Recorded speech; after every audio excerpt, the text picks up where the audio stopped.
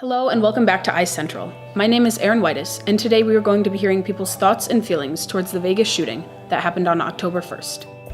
Alexis, can you tell me, when you woke up Monday morning, the news you heard about the Vegas shooting, how did that make you feel? What were your reactions?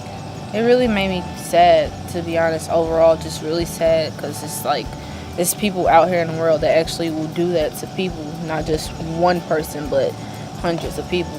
Yeah. It just made me sad.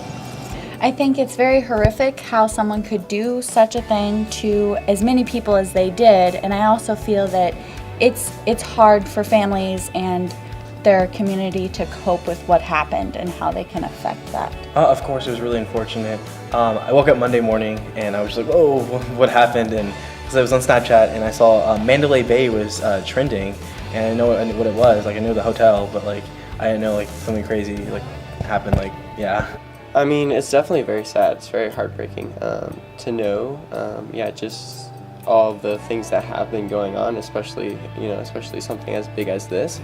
It's really hard to know that families and people are in hurt and in pain right now.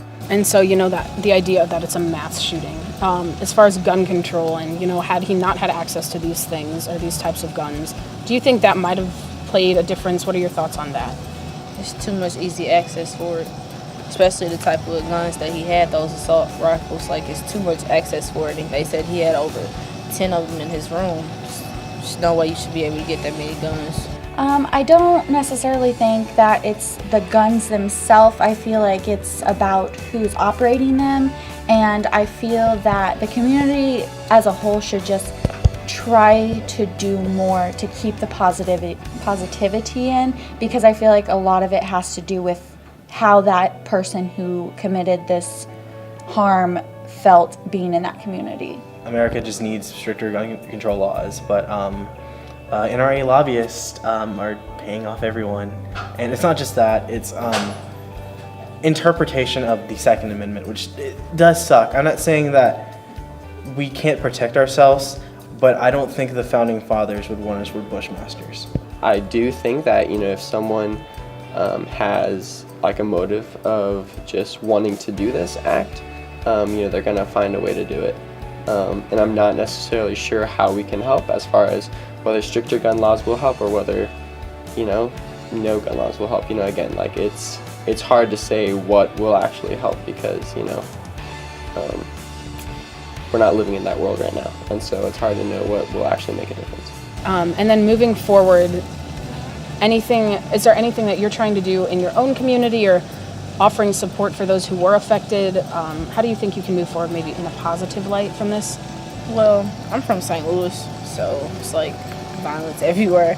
And when I was there, I used to work for a program called Harambe, and it was a youth program with kids 12 to 18 doing construction and learning about God and to make a change in the community, because we used to work on houses for no charge and stuff. So it's just really programs like that, and just getting people who are younger involved so they won't be so violent when they grow up. I feel like reaching out to those who were hurt by this event and also those who weren't, just to kind of get, a good idea of who it affected and why it affected them. And things that I would do is to continue to spread courage and wisdom and just motivation for everyday life for people. The biggest thing people can do, in my opinion, is just vote for stricter gun control laws. Just talk to your local congressman, and we can't do anything until it's actually in effect, and if we're not doing anything about it, then things are gonna happen. Like just going and lending a helping hand. And again, like if you don't have like the ability to do that, whether it's because of financially, you can always offer up like prayers, or you can always like even send like either emails or letters would be extremely helpful, I think, because if you're going through something hard, it's always just super encouraging just to hear that like emotional support, as far as someone's thinking of you, someone's praying for you. Is there anything else you want to add about anything we talked about or moving forward? I think it's just been really interesting because I've been paying attention to the flag, and I have not seen the flag at full mast in a while. I just think that I will do as much as I can do within my community to help be encouragement for everyone.